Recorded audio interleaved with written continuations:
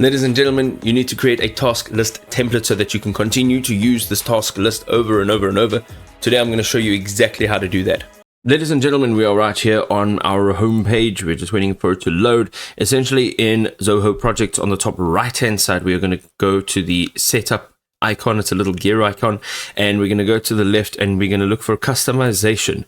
Now, once you've opened customization, you can see that there are tons of things that you can do here, literally tons of things over here. You're going to look for task templates. Okay, and once you have clicked on task templates, you can see that here are all of your task templates over here. Now, what we want to do to create a new one is click on create a task list template.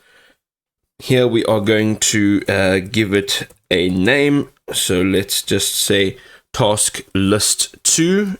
I'll just make a space there, and we are going to click on the add. Now you can see task list 2 is here.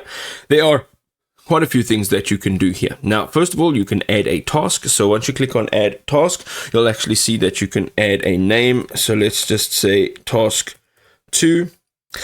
You can add a task description. So your task description will be added in here. You can format the text, and then you can also generate content. So you can say write a description for task 2.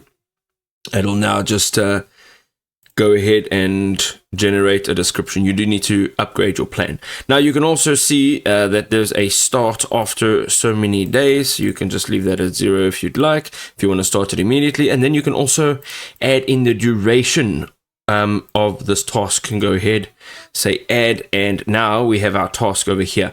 Now with the actual task list, you can see if you put your cursor over it, you can see if you hit the 3 dots, you can edit that task list. It'll literally just give you the opportunity to change the name. You can also see that you can expand and collapse the task list. And if you go over to the task, you can hit the 3 dots, and here you can actually edit the task, add a sub task, and then you can also go ahead and just obviously delete that. There we go, quickly and simply.